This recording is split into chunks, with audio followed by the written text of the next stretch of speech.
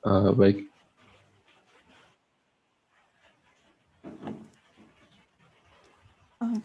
Assalamualaikum warahmatullahi wabarakatuh. Waalaikumsalam warahmatullahi wabarakatuh. Selamat siang, Ibu Endang dan teman-teman. Alhamdulillah, pada kesempatan yang baik ini, kami dari kelompok F akan mepresentasikan tentang teori audit atas penggajian dan juga kewajiban aktual.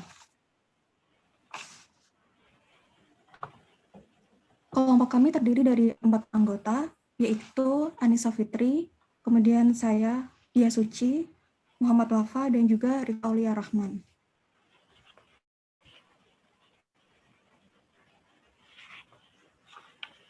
Hal-hal yang akan kita bahas pada hari ini yaitu penjelasan audit siklus penggajian, akun dan transaksi terkait siklus penggajian, fungsi bisnis siklus penggajian, serta dokumen yang terkait, kemudian metodologi untuk desain test of control dan juga substantif test of transaction, dan yang terakhir yaitu metodologi untuk desain substantif analytical procedure dan juga test of detail of balance.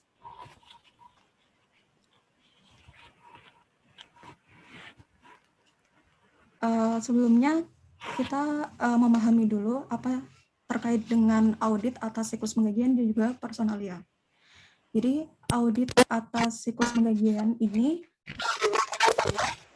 akan melibatkan seluruh karyawan dan juga pembayaran pada perusahaan.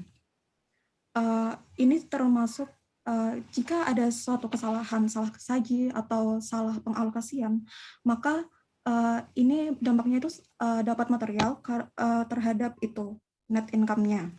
Penggajian itu dapat menjadi area atau bidang di mana sumber daya perusahaan itu dapat terbuang karena inefisiensi sistem atau fraud juga. Kemudian di sini ada perbedaan antara siklus penggajian dengan siklus yang lain. Yang pertama itu hanya terdapat satu jenis transaksi terhadap penggajian. Jika kebanyakan siklus yang lain itu melibatkan 2 transaksi, seperti contohnya itu pada siklus penjualan dan juga penagihan, itu ada transaksi penjualan, transaksi penerimaan kas, kemudian ada juga retur dan sebagainya, maka di transaksi penggajian ini itu hanya melibatkan satu jenis transaksi, yaitu terkait dengan beban gaji. Kemudian transaksi terkait umumnya itu jauh lebih signifikan daripada saldo di akun neraca, seperti accrued payroll dan juga withheld taxes yang umumnya itu lebih kecil dari transaksi terkait. Jadi maksudnya itu signifikan itu karena banyak. Jadi terutama pada perusahaan yang banyak pegawai seperti perusahaan manufaktur, perusahaan konstruksi seperti itu. Kemudian akun di neraca seperti contohnya pada penggajian akrual dan juga potongan pajak itu umumnya itu jumlahnya itu kecil dibandingkan transaksi-transaksinya seperti payroll expense. Kemudian yang terakhir yaitu pengendalian internal terhadap penggajian di perusahaan itu umumnya efektif. Hal ini karena langsung bersangkutan dengan pekerja. Jadi kalau misalkan pekerja itu cuma nerima gaji yang sedikit, yang tidak seharusnya, maka dia bisa protes. Kemudian transaksinya itu umumnya seragam. Selanjutnya perlu kita ketahui juga kan kalau gaji itu merupakan bagian dari pajak. Jadi langsung dapat pengawasan langsung dari pemerintah juga. Selanjutnya, akun dan transaksi terkait siklus penggajian. Kalau penggajian biasanya beban penggajian itu baru akan dicatat itu ketika perusahaan itu benar-benar sudah mengeluarkan kasnya. Jadi jurnalnya itu payroll expense pada payroll payable atau accrued payroll. Nah, jadi kalau misal meskipun perusahaan itu maksud saya meskipun pekerja itu sudah melakukan jasanya, sudah memberikan jasanya, tapi itu tidak serta-merta kita akan langsung mencatatnya. Pencatatan itu akan diakui secara akrual itu baru biasanya di akhir periode. Jadi jurnalnya itu biasanya expense pada payable-nya. Di sini itu ada beberapa akun yang terkait dengan siklus penggajian, yaitu seperti accrued wages, salaries, bonus, dan juga commission, ada cash in bank, withheld income taxes and other deduction, kemudian ada juga accrued payroll tax expense. Nah, di sini accrued wages and salaries di sini itu beginning balance itu didapat dari sisa dari sebelumnya, dari accrued wages sebelumnya atau periode sebelumnya, yang akhirnya pada tahun sekarang itu akan menjadi beginning balance. Kemudian ini akan ada penambahan dan juga akhirnya itu akan jadi ending balance-nya jika ditambah. Nah, akun ini akan berkurang ketika perusahaan itu sudah memberikan kas-nya.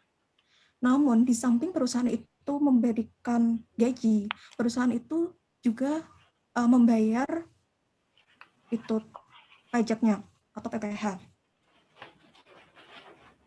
Selain itu, jasa dari karyawan itu dalam perusahaan manufaktur itu juga akan berpengaruh pada perhitungan akuntansi biayanya, yang itu komponen utamanya yaitu direct labor, sedangkan kalau komponen yang tidak utama itu indirect labor. Selanjutnya akan dijelaskan oleh rekan saya. Oke. Selanjutnya, kita masuk ke fungsi bisnis siklus penggajian serta dokumen yang terkait. Dalam melakukan audit atas siklus penggajian ini, auditor perlu mengetahui fungsi bisnis beserta dokumen terkait dari siklus penggajian sebelum melakukan penilaian risiko dan mendesain tes yang dibutuhkan. Fungsi bisnis di siklus penggajian yang pertama adalah Human Resources and Employment. Fungsi bisnis ini itu menyediakan berbagai informasi kepegawaian, seperti catatan informasi perekrutan pegawai, tingkat gaji, evaluasi performa, dan lain-lain. Dokumen dan catatan yang dibutuhkan dalam fungsi bisnis ini, yang pertama ada Human Resources Record. Dokumen ini itu berisi tanggal terkait kepegawaian, seperti kapan pegawai tersebut masuk dan kapan selesai kontraknya. Terus juga memuat tingkat gaji, memuat pengurangan resmi, dan evaluasi performa. Dokumen yang kedua adalah Reduction Authorization Form. Formulir ini bisa diisi oleh pegawai terkait daftar pengurangan resmi terhadap gaji mereka, seperti iuran serikat kerja, terus bisa juga asuransi kesehatan atau pajak. Dan dokumen yang ketiga adalah Red Authorization Form. Formulir ini digunakan untuk meresmikan tingkat gaji. Tingkat gaji ini dapat bersumber dari kontrak pegawai atau keputusan manajemen. Fungsi bisnis yang kedua adalah timekeeping and payroll preparation. Fungsi bisnis ini itu menjadi aspek penting dalam audit karena dalam siklus penggajian itu kan dasar yang dijadikan dasarnya adalah terkait jam kerja. Nah, jam kerjanya itu dikontrol melalui fungsi bisnis ini. Dokumen dan pencatatan yang terkait dalam fungsi bisnis ini, yang pertama ada time record. Time record ini itu dia berisi berapa jam kerja karyawan. Terus ada job time ticket. Job time ticket ini itu isinya menunjukkan berapa jam yang dibutuhkan oleh karyawan untuk menyelesaikan pekerjaan tertentu. Selanjutnya ada payroll transaction file. Jadi ini itu kayak berkas-berkas transaksi terkait sama siklus penggajian. Terus yang ketiga ada payroll journal or listing, isinya daftar gaji kayak nama-namanya dan jurnal dari perusahaannya kayak gimana. Terus yang terakhir ada payroll master file. Payroll master file ini kayak file induknya dari file induk yang dijadikan kayak tempat penyimpanannya gitu untuk siklus penggajian. Fungsi bisnis yang ketiga ada payment of payroll. Dalam penggajian itu kan kita sangat penting untuk mengontrol distribusi gaji ke karyawan karena kalau nggak dikontrol itu akan berpotensi adanya pencurian. Nah, dokumen yang terkait itu yang pertama adalah bukti pembayarannya. Bukti pembayarannya itu metodenya bisa langsung atau menggunakan cek. Kalau misalnya langsung itu bisa langsung ke rekening pegawai. Terus yang kedua ada payroll bank account reconciliation. Jadi dokumen ini itu untuk merekonsiliasi akun bank yang ada di perusahaan dengan akun bank yang ada di bank. Nah, umumnya itu perusahaan menggunakan akun Impress Payroll Account. Akun ini itu dikhususkan untuk pembayaran gaji dan dipisahkan dari pembayaran yang lainnya. Tujuannya itu supaya mencegah terjadinya fraud dan menyederhanakan rekonsiliasi. Fungsi bisnis yang terakhir ada preparation of payroll tax return and payment of taxes. Fungsi bisnis ini terkait pembayaran pajak ke pemerintah untuk mencegah adanya penalti dan kesalahan penyajian pajak. Jadi perusahaannya itu harus memverifikasi berapa gaji yang berapa beban yang dikeluarkan secara independen. Dokumen dan pencatatan yang terkait dalam fungsi bisnis ini ada W2 form. Ini itu kalau di Amerika Serikat ini tuh dipakai di Amerika Serikat. Kalau misalnya di Indonesia seperti bukti potong. Jadi formulirnya berisi masing-masing bermirip. Jadi formulirnya ini isinya kayak gaji brutonya pegawai, terus ada pengurangan-pengurangannya. Nah, nanti diberikan ke masing-masing pegawai. Terus ada dokumen payroll of tax return. Payroll tax returns ini tuh SPT.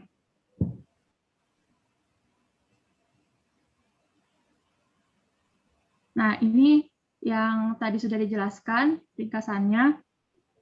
Jadi dalam payroll ini, seperti yang tadi sudah dijelaskan oleh teman saya, hanya ada satu kelas transaksi, yaitu terkait penggajian atau beban gaji. Akun-akun yang terkait yaitu uang yang dikeluarkan untuk gaji, terus beban yang terkait dengan gaji, lalu pajak-pajak, dan semua akun yang terkait dengan utang gaji. Fungsi bisnisnya ada 4, yaitu Human Resources and Employment, yang dokumen and records-nya itu membutuhkan Human Resource Record, Deduction Authorization Form, dan Rate Authorization Form. Fungsi bisnis yang kedua adalah Timekeeping and Payroll Preparation. Dokumen yang dibutuhkan adalah Time Record, Job Time Ticket, Payroll Transaction File, Payroll Journal Order Listing, dan Payroll Master File. Bisnis function yang ketiga adalah Payment of Payroll. Dokumen yang dibutuhkan adalah Payroll Direct Deposit atau cek, dan Payroll Bank Account Reconciliation. Dan yang terakhir ada Preparation of Payroll Tax Return and Payment of Taxes. Dokumennya adalah W2 form atau bukti potong dan Payroll Tax Returns atau SPT.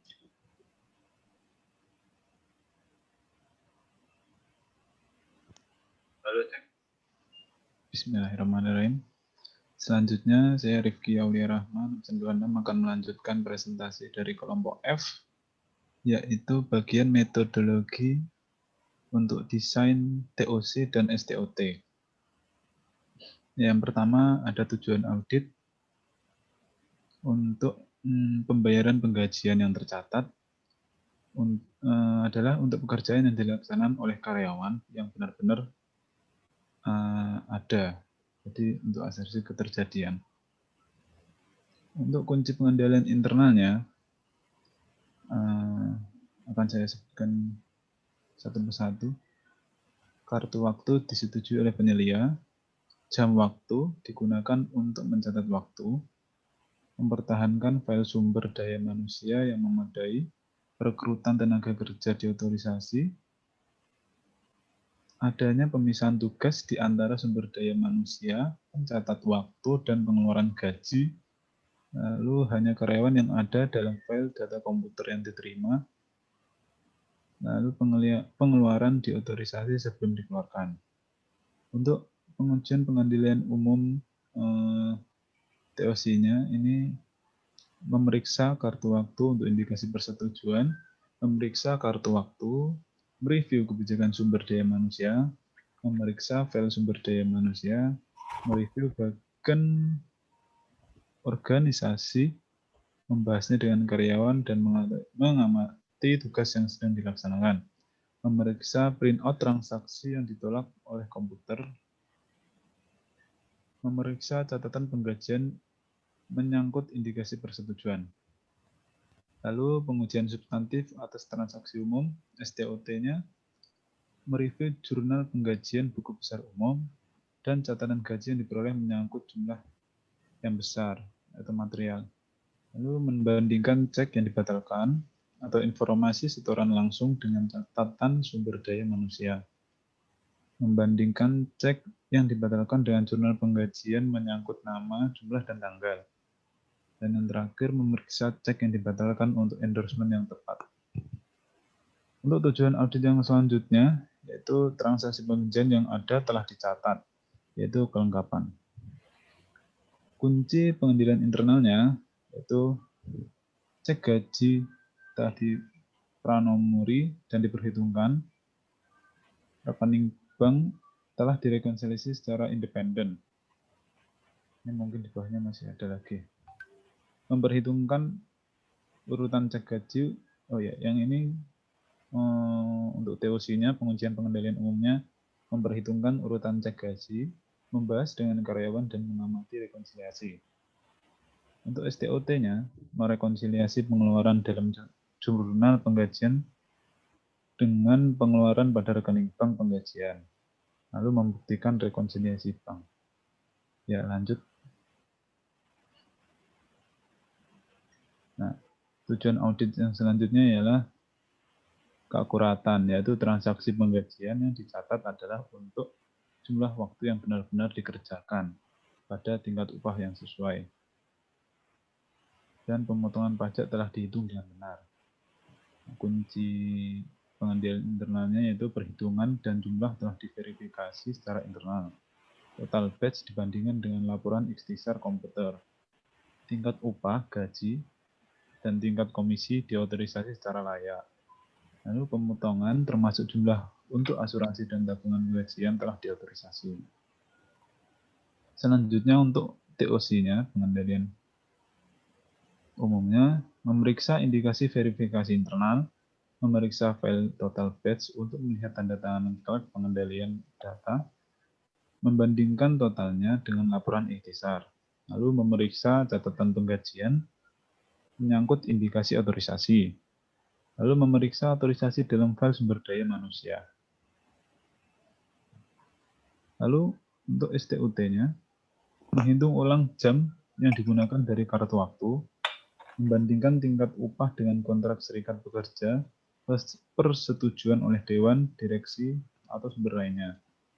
Lalu menghitung ulang pembayaran kotor, dan mengecek pemotongan dengan mengacu pada tabel pajak dan formulir otorisasi dalam file sumber daya manusia. Lalu menghitung ulang pembayaran bersih dan membandingkan cek yang dibatalkan atau setoran langsung dengan jurnal penggajian menyangkut jumlahnya.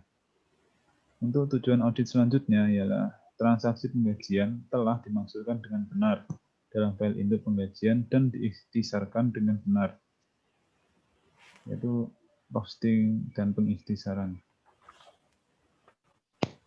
Untuk kunci pengendaliannya ini isi file induk penggajian telah diverifikasi secara internal, total file induk penggajian telah dibandingkan dengan total buku besar umum. TOC-nya memeriksa indikasi verifikasi internal, memeriksa laporan total ikhtisar awal yang menunjukkan bahwa perbandingan telah dilakukan. Untuk STOT-nya menguji keakuratan klerikal dengan memvoting jurnal penggajian dan menelusuri posting ke buku besar umum serta file induk penggajian. Selanjutnya,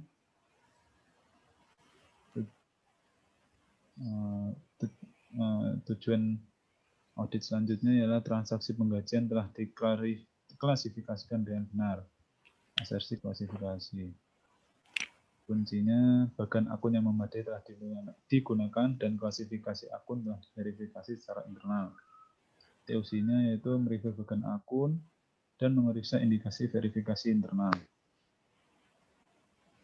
Selanjutnya, untuk STOT-nya membandingkan klasifikasi dengan bagan akun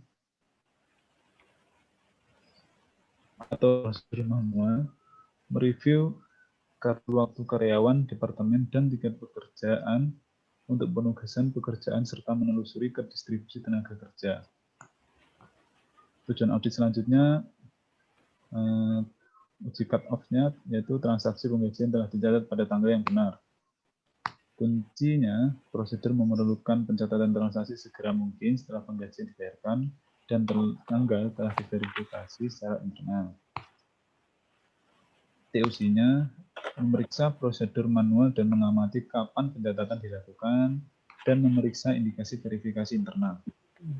Selanjutnya, STOT-nya membandingkan tanggal pembayaran yang tercatat dalam jurnal penggajian dengan tanggal pada cek yang dibatalkan dan kartu waktu. Dan membandingkan tanggal pada cek dengan tanggal cek tersebut dicairkan bank. Ya, sudah. Terima kasih. Berikutnya saya akan melanjutkan presentasinya, yaitu terkait test of detail balance.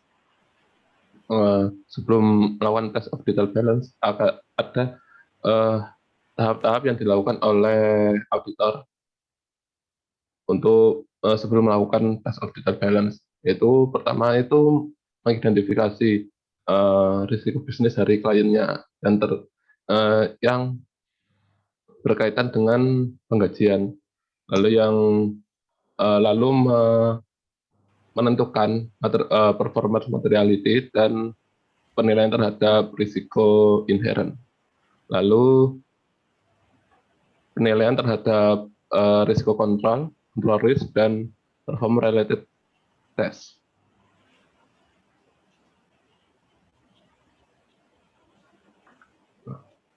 Lalu yang selanjutnya itu melakukan substansi analytical procedure. Karena ini juga berkaitan dengan akun kewajiban yang umumnya tersaji secara unstated di perusahaan. Lalu desain test of detail balance untuk utang dan akun beban. Berikut adalah substansi analytical procedure terkait pada siklus penggajian. Nah, ini karena berkaitan juga dengan akun kewajiban. Nah, ini umumnya akan salah satunya itu berupa unstated. Langkah pertama dari substansi analytical procedure-nya yaitu bandingkan akun beban gaji dengan tahun sebelumnya. Nah, ini melihat kenaikan tarif gaji dan kenaikan volumenya. Nah, ini kemungkinan salah satunya yaitu berada di akun beban penggajian. Lalu bandingkan tenaga kerja langsung sebagai persentase penjualan dengan tahun-tahun sebelumnya. Nah, ini juga salah satunya kemungkinan ada di beban penggajian. Lalu bandingkan biaya komisi sebagai persentase penjualan dengan tahun sebelumnya, karena biaya komisi juga umumnya terkait dengan penggajian dan penjualan. Nah, ini umumnya salah satunya ada di beban komisi dan kewajiban komisinya. Lalu bandingkan beban pajak gaji sebagai persentase gaji dan upah dengan tahun-tahun sebelumnya. Nah, ini juga melihat dengan kondisi tarif pajaknya, apakah ada perubahan atau tidak. Salah satunya yaitu berupa berada di beban pajak gaji dan kewajiban pajak gaji. Lalu substansi analytical prosedurnya selanjutnya yaitu bandingkan akun pajak gaji yang masih harus dibayar dengan tahun-tahun sebelumnya. Nah, ini kemungkinan salah satunya itu berada pada pajak gaji yang masih harus dibayar dan beban pajak gaji. Kemudian berkaitan dengan test of detail balance untuk penggajian. Nah, ini ada dua tujuan utama dari asersi test of detail balance yang terkait dengan penggajian, yaitu saldo akrual di neraca percobaan atau di neraca yang tersaji itu disajikan dengan nilai yang tepat. Ini berhubungan dengan akurasi. Lalu transaksi yang terkait penggajian dicatat pada periode yang sesuai. Nah, ini berkaitan dengan tujuan berupa cut-out. Nah, berikut adalah akun-akun kewajiban yang umumnya berkaitan dengan siklus penggajian. Nah, itu ada accrued salaries and wage, accrued commission, bonus, dan payroll taxes. Sekian presentasi dari kelompok kami. Mohon maaf apabila ada kekurangan dan kesalahan. Assalamualaikum warahmatullahi wabarakatuh. Waalaikumsalam warahmatullahi wabarakatuh untuk grup F. Terima kasih atas penyajiannya. Ya, jadi pada umumnya pengendalian intern di gaji ini memang sudah bagus pada umumnya ya, karena ada faktor-faktor tertentu yang mempengaruhinya ya. Misalnya terkait gaji ini kan sangat sensitif ya. Jadi kalau ada kurang bayar sedikit aja pasti pada protes gitu ya. Kemudian juga ada pihak eksternal yang juga terkait dengan perhitungan ini, yaitu dari Ditjen Pajak ya. Sekarang silakan grup C untuk mengajukan pertanyaannya. Bu, saya izin bertanya. Elma Dinasti Ramadhani absen 12. 12. Iya. Oke. Saya tuh pernah baca, jadi ada kayak perusahaan gitu, ngegaji karyawannya tuh nggak full uang, jadi ada setengah uang, setengah saham gitu. Nah, menurut kelompok F, kalau misalnya sistem penggajiannya itu kayak gitu, prosedur auditnya itu gimana? Ada kayak tambahan-tambahan gitu nggak? Misalnya kayak konfirmasi kemana, apa gimana gitu. Terima kasih. Yang setengah tadi apa? Setengah uang, setengah? Saham. Oh, saham. Iya. Permisi Bu, izin untuk mengumpulkan pertanyaannya terlebih dahulu. Ya, silakan lanjut pertanyaan lagi yang lainnya dari C. Izin bertanya Bu. Ya. Silpi absen 29. Oke. Misal di suatu perusahaan itu nggak ngelakuin otorisasi dengan baik dalam siklus penggajiannya. Nah, padahal kan otorisasi itu kan penting. Nah, terus risiko apa ya yang bisa ditimbulkan karena nggak ngelakuin otorisasi dengan baik, terus prosedur audit supaya kita bisa ngedetect risiko itu apa? Makasih. Oke. Ya, lanjut. Pertanyaan lagi. Izin bertanya, Bu. Saya Ya. Almira absen 2. 2, Almira. Oke. Misalnya ya, ini perusahaan manufaktur gitu. Sebenarnya ada penggajian kepada pegawai fiktif. Terus apa yang seharusnya dilakukan auditor untuk bisa mengetahui kalau di perusahaan tersebut itu memang ada pegawai fiktif atau enggak gitu. Oke. Ada lagi? Saya izin bertanya, Bu. Saya Rizky Maulana, absen 27. 27 Rizky Maulana, oke. Jadi saya ingin bertanya, semisalkan klien atau perusahaan itu membayarkan gaji pegawainya itu, misalkan di bawah standar yang seharusnya, bahkan sampai melanggar undang-undang tenaga kerjaan itu apakah mempengaruhi opini audit dan juga apa yang harus dilakukan auditor kalau mengetahui hal itu? Terima kasih. Oke, ada lagi?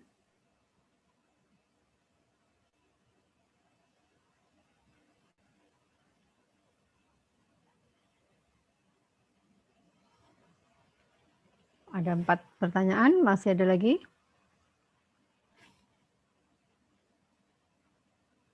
Sepertinya cukup dari Oke. Ya, silakan grup F untuk menjawab. Mohon izin untuk meminta waktu untuk berdiskusi sedikit ya. Oke, silakan. Baik, terima kasih Bu.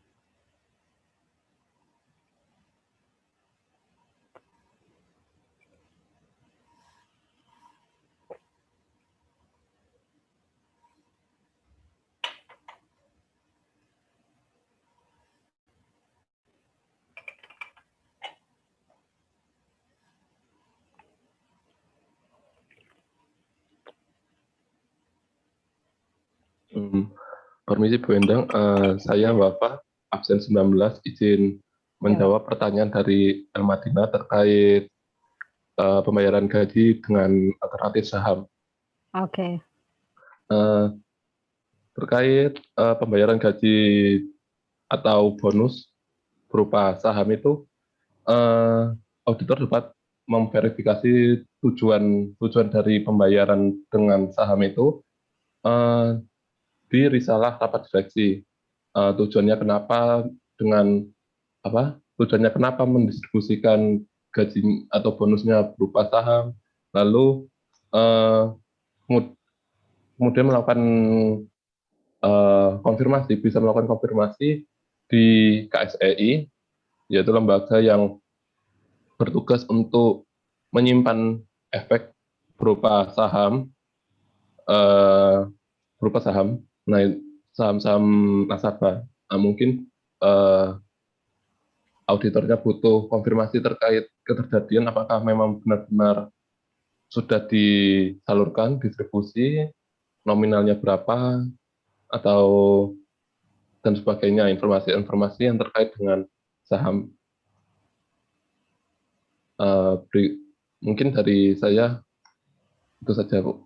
Mohon maaf apabila ada kekurangan. Terima kasih. Ya, terima kasih. Jadi prinsipnya boleh ya, di sebagian uang, sebagian saham, tapi harus dilihat kebijakannya betul enggak itu gitu ya. Harus didukung dengan kebijakan yang kuat ya, kebijakan yang formal, yang tertulis ya. Tadi Bapak bilang notulen rapat kenapa kebijakan itu gitu ya. Dan auditor juga mungkin harus melihat ini kalau dikasih dalam bentuk saham kan berarti apakah menerbitkan saham baru. Kalau menerbitkan saham baru itu kan harus lagi dilihat ke akte pendiriannya juga ya. Berapa yang boleh saham diterbitkan gitu ya. Jadi prosedur tambahannya itu ya menguji kepada kebijakan. Oke, terima kasih Wafa. Bagaimana Eldina? Elmadina. Sudah oke? Cukup, Bu. Oke. Ya, lanjut jawaban berikutnya. Selanjutnya saya Rifki Aulia Rahman, absen 26. Mencoba menjawab ya Bu, sebisa saya. Untuk pertanyaannya Mbak Silvi Yuniar tadi, ingat saya di siklus penggajian kan penting adanya otorisasi. Semisal perusahaan tidak melakukan otorisasi dengan baik, risiko apa yang bisa terjadi, dan bagaimana prosedur audit yang kita lakukan untuk mendetek risiko tersebut. Menurut saya, risiko yang mungkin terjadi ialah salah saji pembebanan payroll karena penggajian tidak dilakukan dengan semestinya, sehingga perusahaan dapat mengalami kerugian karena mencatat payroll tidak sesuai dengan kinerja karyawan. Jadi ada mungkin asersi keakuratan dan keterjadian itu tidak dilaksanakan dengan baik. Contoh spesifiknya seperti adanya pengurangan gaji yang disebabkan oleh telat absen, indisipliner dan sebagainya, tidak ada otorisasi yang benar, maka pengurangan tersebut dapat tidak maksimal sesuai apa yang manajemen harapkan. Nah, auditor mungkin dapat melakukan observasi pengendalian internalnya ke SDM, lebih khususnya pada penggajian. Apakah otorisasi di dalamnya sudah layak atau belum? Dan dapat dilakukan dengan pencocokan antara transaksi penggajian dengan jumlah gaji, termasuk pengurangnya. Jadi dicocokkan gaji yang dibayarkan dengan jatahnya yang seharusnya didapatkan. Mungkin itu. Terima kasih. Oke ya, betul jawabnya. Kemungkinan akan ada pembayaran yang tidak sesuai, pembayaran fiktif, tidak sesuai tarif dan sebagainya ya. Bagaimana, Silvi?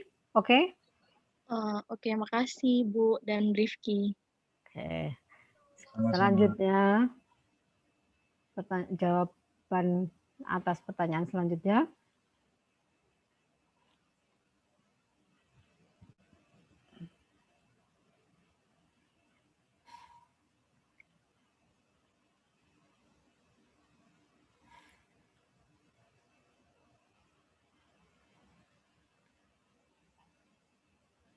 Silakan grup F.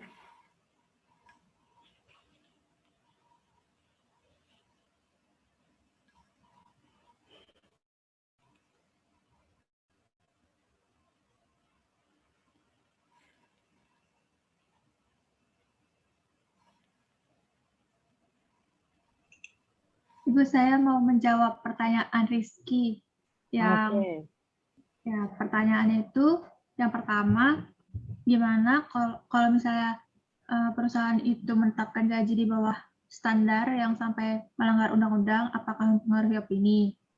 Nah, gaji yang di bawah yang di bawah standar undang-undang itu kan merupakan temuan dari compliance test atau uji kepatuhan. Nah, uji kepatuhan itu nanti bakal berguna buat menilai control risk. Nah, control risk itu kan dapat mempengaruhi opini. Jadi, temuan gaji yang di bawah undang-undang ini juga bisa mempengaruhi opini.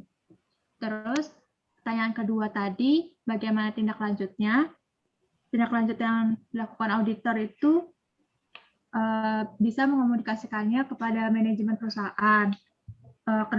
Kenapa kepada manajemen? Karena si manajer perusahaan itu tuh yang bertanggung jawab untuk menyelesaikan dan menindaklanjuti temuan audit ini. Nah, kalau misalnya untuk kerana hukumnya, karena itu melanggar undang-undang, menurut saya itu tuh bukan ranahnya auditor, tapi auditor bisa menyampaikan kepada serikat pekerja. Jadi nanti kalau mau dibawa ke ranah hukum, serikat pekerja yang melakukan proses hukumnya. Mohon koreksinya, Bu. Terima kasih. Ya, terima kasih Anissa untuk jawabannya. Ya, jadi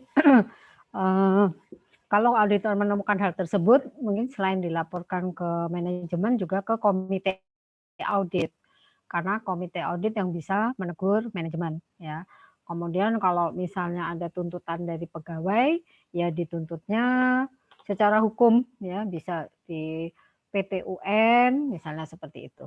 Ya. Jadi itu apa jawabannya? Almira bagaimana? Bukan Almira, Rizky Maulana. Ya baik, Bu. Sudah jelas, Bu. Terima kasih, Anissa. Oke, selanjutnya satu lagi yang belum terjawab untuk Almira akan dijawab oleh siapa?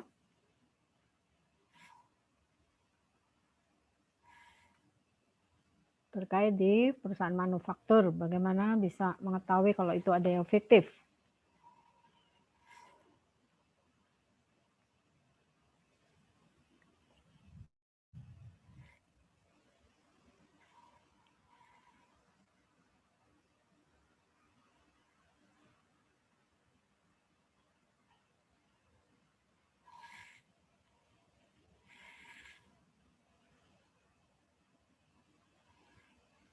Siapa yang menjawab?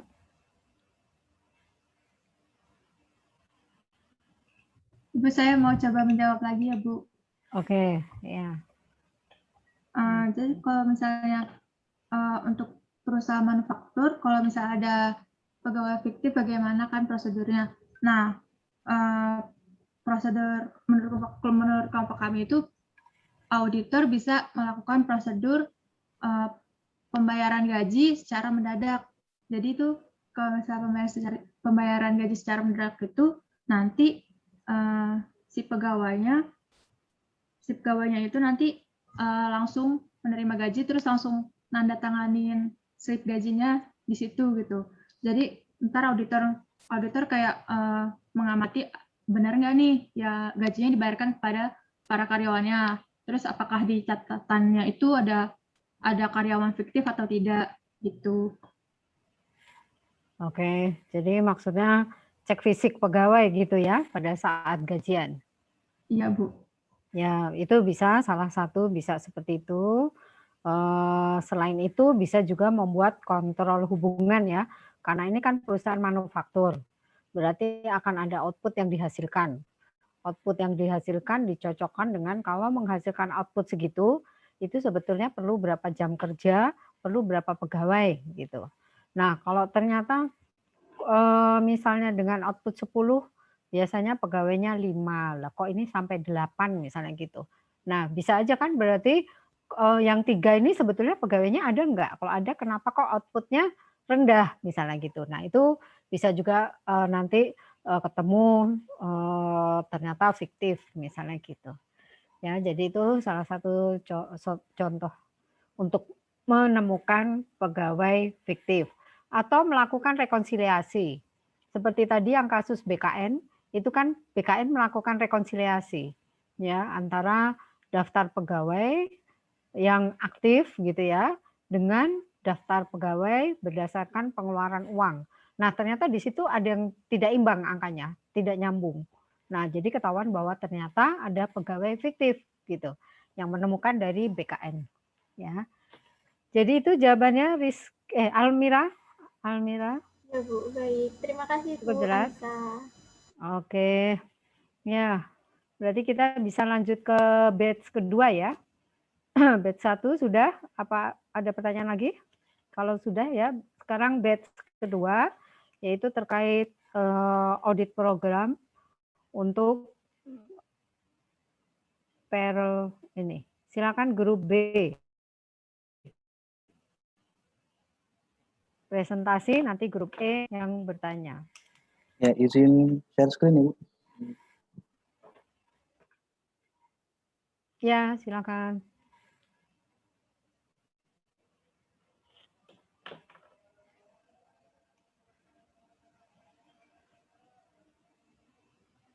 Apakah sudah terlihat di layar Ibu?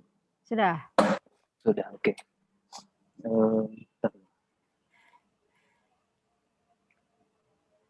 Ya, oke. Pada penyaji pertama, dibuka dulu. Oke, cek sebelumnya suara saya kedengeran nggak? Kedengeran. Aman. Baik. Assalamualaikum warahmatullahi wabarakatuh. Waalaikumsalam warahmatullahi wabarakatuh. Selamat siang Bu Endang dan teman-teman. Pada hari ini kami dari kelompok B akan mempresentasikan soal butir 1 terkait dengan payroll and accrued liabilities.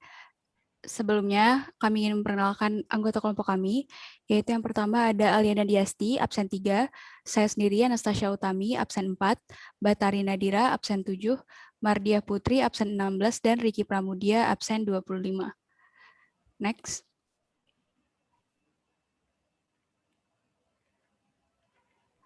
Secara garis besar, pada hari ini materi presentasi kami adalah terkait tujuan audit payroll and accrued liabilities dan juga prosedur audit payroll and accrued liabilities. Next. Yang pertama yaitu terkait tujuan audit payroll and accrued liabilities, yaitu nomor 1, memastikan bahwa seluruh kewajiban yang diakui dan bersifat material telah dicatat.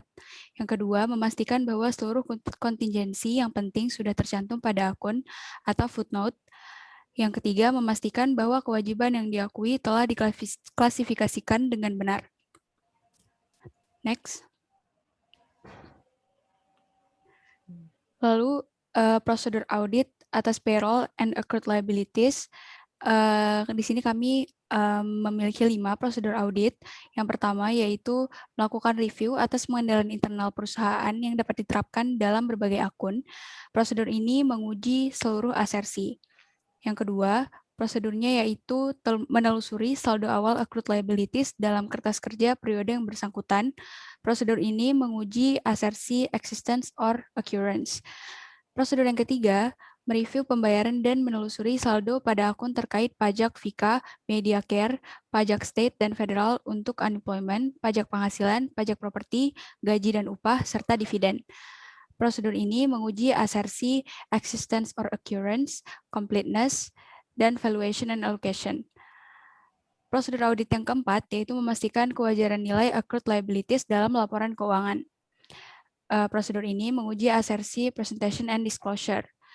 Dan prosedur audit yang terakhir yaitu melakukan pengungkapan yang cukup ke dalam CLK. Prosedur ini menguji asersi, presentation, and disclosure. Untuk prosedur audit nomor 1, 2, dan 3 akan dijelaskan lebih lanjut oleh teman saya, sementara prosedur audit nomor 4 dan 5 tidak dijelaskan lebih lanjut karena hanya terkait kewajaran nilai dan juga pengungkapan. Next. Selanjutnya, presentasi akan dilanjutkan oleh teman saya. Oke. Saya Batar Nadira akan menjelaskan melanjutkan presentasi dari teman saya Tasya. Di sini saya akan menjelaskan mengenai prosedur audit yang pertama, yaitu review atas pengendalian internal perusahaan. Nah, di sini saya akan menjelaskan informasi terkait internal kontrol perusahaan berupa kuesioner yang telah diberikan oleh perusahaan dan tradisi manajemen perusahaan, yaitu Jasper Parson. Nah, yang pertama itu, apakah fungsi personalia, ketepatan waktu, penggajian, dan pengeluaran itu independen? Nah, perusahaan menjawab tidak, karena fungsi ketepatan waktu dan personal itu dilakukan oleh Louis McWhorter. Kemudian, yang kedua itu, apakah orang yang menangani records personel itu memberitahu petugas penggajian tentang perubahan personel? Jawabannya iya. Yang ketiga, apakah cek disiapkan oleh personel yang tidak menyiapkan pengajian atau tidak memiliki akses ke pencatatan pengajian? Jawabannya tidak. Kemudian nomor 4, apakah cek ditandatangani oleh personel yang tidak memiliki akses ke pencatatan pengajian? Jawabannya tidak, karena petugas yang menandatangani cek juga memiliki akses ke pencatatan pengajian. Kemudian yang kelima, apakah jam waktu yang digunakan untuk karyawan itu per jam? Jawabannya perusahaan menjawab yes. Next. Kemudian yang keenam itu, apakah kartu waktu dan laporan waktu itu disetujui oleh supervisor? Jawabannya ya. Yang ketujuh, apakah semua perekrutan dan pemutusan hubungan kerja itu disetujui oleh pejabat yang bertanggung jawab? Jawabannya ya, dan disetujui oleh presiden perusahaan. Yang kedelapan itu, apakah semua tingkat upah disetujui oleh pejabat yang bertanggung jawab? Ya, dengan inisial presiden. Kemudian yang ke-9, apakah semua karyawan dibayar dengan cek yang sudah diberi nomor sebelumnya atau pre-number? Jawabannya ya. Kemudian yang ke-10, apakah penggajian direkalkulasi untuk akurasi mekanis seperti jam kerja, tingkat upah, dan pemotongan? Jawabannya itu ya, dengan menggunakan software penggajian tentu. Kemudian yang ke-11 itu, apakah pejabat yang bertanggung jawab menyetujui penggajian sebelum pembayaran? Ya, disetujui oleh bendahara.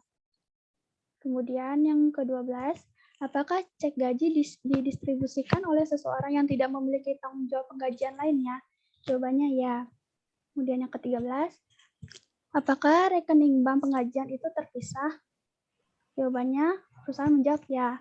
Kemudian yang ke-14, apakah akun accrued liabilities direkonsiliasi oleh seseorang yang tidak memiliki tanggung jawab penggajian? Perusahaan menjawab tidak, karena rekonsiliasi itu dilakukan oleh bendahara yang juga menandatangani cek. Sekian dari saya, dilanjutkan oleh teman saya. Nah, dari poin-poin dalam yang kuesioner terhadap pengendalian internal itu dapat dibuat kesimpulan mengenai strength dan weakness-nya. Ada sekitar 11 strengths yang dimiliki perusahaan terkait pengendalian internalnya. Yaitu yang pertama, personel yang bertanggung jawab mencatat perubahan karyawan menghubungi bagian penggajian saat pergantian karyawan. TOC yang dilakukan adalah memastikan gaji yang dibayarkan itu sudah sesuai dengan catatan perubahan karyawan. Lalu yang kedua, cek disiapkan oleh personel yang bukan berasal dari bagian penggajian dan tidak memiliki akses terhadap pencatatan penggajian. TOC yang dilakukan adalah mencari tahu deskripsi pekerjaan dari personel yang menyiapkan cek pembayaran gaji. Lalu yang ketiga, ini harusnya time clock. Jadi tadi kan ada di kuesioner itu disebutkan bahwa time clock itu digunakan untuk employee yang pakai sistem per jam itu. Nah, time clock ini itu semacam kalau di kantor itu kayak yang buat absen pakai kartu. Nah, itu salah satu kekuatan dari perusahaan klien. Jadi digunakan untuk mungkin mengkontrol dari jam kerjanya si klien ini apakah sudah sesuai dengan yang seharusnya. Dan TOC-nya adalah meminta sampel dari kartu jam kerja buruh tersebut.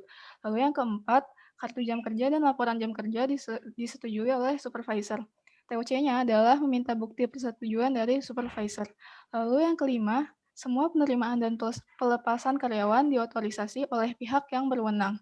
TOC yang dilakukan adalah meminta bukti otorisasi dari pihak berwenang tersebut. Lalu yang keenam, tarif gaji telah diotorisasi pihak berwenang. TOC yang dilakukan adalah meminta bukti otorisasi pihak berwenang. Lalu selanjutnya, yang ketujuh, cek pembayaran gaji telah diberi nomor seri atau pre-number. TOC yang dilakukan adalah meminta sampel dari cek pembayaran gaji dan memastikan keberadaan nomor seri tersebut. Lalu yang kedelapan, jumlah gaji dihitung ulang demi keakuratan terkait jam kerja, tarif gaji. Ini ada satu unsur lagi, tapi terpotong itu deduction atau pengurang dari gaji tersebut. TOC yang dilakukan adalah menghitung ulang terkait jumlah gaji. Lalu yang kesembilan, pihak yang bertanggung jawab menyetujui penggajian sebelum dibayarkan. TOC yang dilakukan adalah meminta bukti persetujuan dari pihak bertanggung jawab. Lalu yang ke-10, cek pembayaran gaji dibagikan oleh personel yang tidak memiliki pekerjaan lain terkait penggajian. Lalu TOC yang dilakukan adalah meminta keterangan kepada personel yang membagikan cek pembayaran gaji. Lalu yang ke-11, terdapat rekening bank khusus untuk penggajian. TOC yang dilakukan adalah meminta salinan bukti konfirmasi saldo bank khusus penggajian. Lalu selanjutnya untuk witness akan dilanjutkan oleh teman saya. Terima kasih. Oke. Baik, saya akan melanjutkan pemaparan sebelumnya tentang weakness dari perusahaan ini terhadap pengendalian internalnya. Weakness yang pertama yaitu personel dan personel di depan waktu, bagian penggajian dan pembayaran tidak independen. Maka potensial errornya adanya manipulasi besaran gaji yang dibayarkan. Substantif test yang dapat dilakukan oleh perusahaan oleh auditor adalah mencocokkan bukti dari berbagai sumber untuk memastikan keakuratan besaran gaji yang dibayarkan. Yang kedua, kelemahannya tentang cek pembayaran gaji ditandatangani oleh personal yang memiliki akses terhadap pencatatan gaji. Errornya yaitu tidak berjalannya proses otorisasi dengan benar karena tidak independen. Substantif tesnya memastikan sampel persetujuan cek pembayaran gaji memang sudah sesuai dengan peraturan terkait. Yang ketiga, rekening bank rekonsiliasi oleh personel yang memiliki kewajiban lain terkait penggajian. Potensi errornya, kesalahan yang dapat dideteksi dari rekonsiliasi menjadi tidak terdeteksi. Sehingga substantif test yang dapat dilakukan yaitu melakukan rekonsiliasi ulang terkait rekening bank penggajian.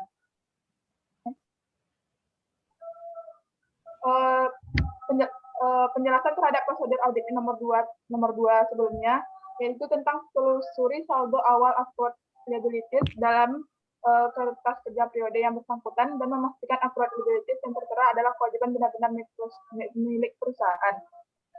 Asersi yang dilakukan terhadap prosedur audit ini yaitu existence and occurrence right and obligation. Caranya yaitu menelusuri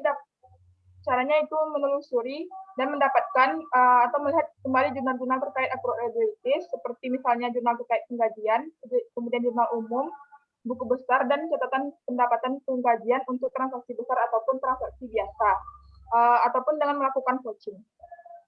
Baik, hanya itu yang dapat saya sampaikan. Selanjutnya akan dijelaskan oleh Vicky. Oke. Ya, terima kasih pada penyaji sebelumnya. Di sini saya akan izin melanjutkan pada Ibu. Untuk yang prosedur audit nomor 3, itu tadi kan ada banyak ya, itu intinya tentang mereview atas pembayaran dan jumlah saldo beberapa akun accrued, gitu, accrued payable. Itu ada yang diantaranya pajak ya, accrued payroll taxes itu banyak, itu ada state unemployment, ini ada SUTA gitu ya, ada FUTA untuk Federal Unemployment Tax Act, kemudian FICA ini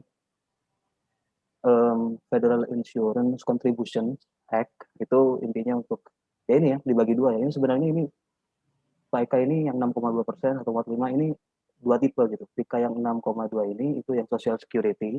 Jadi digunakan untuk masa depan si pegawai nanti kalau misalkan udah pensiun Kemudian Medicare, ini yang udah banyak didengar ya untuk Amerika. Di USA itu ada Medicare, ada Medicaid. Gitu. Medicaid itu kan yang untuk income base gitu ya, yang income-nya di bawah rata-rata tertentu untuk dapat Medicare. Tapi Medicare ini untuk age base. Jadi yang usianya sudah melampaui, ya misalkan lanjut usia lah istilahnya, itu mendapatkan bantuan gitu, bantuan dana dari yang Amerika itu dikumpulkan lewat pajak ini, Medicare ini. Kalau yang ini tadi state unemployment ya untuk itu ya, untuk membayar para pekerja yang sudah lepas dari suatu perusahaan. Jadi nggak punya pekerjaan, tapi bukan karena penalti, karena bukan kesalahannya sendiri, karena emang udah habis masa kerja atau mungkin karena displacement, karena ada yang lebih bagus, jadi diberhentikan. Kemudian federal income tax withheld, ini ya federal income tax, jadi kayak PPh gitu, sifatnya nasional dan itu sistem penagihannya itu withholding ya, sistem pajaknya itu withholding system lewat pihak ketiga gitu, yaitu perusahaan. Nah, gimana cara reviewnya? Kemudian di sini juga suruh ngecek bagaimana pembayaran ya, review atas pembayaran dan jumlah saldonya gitu.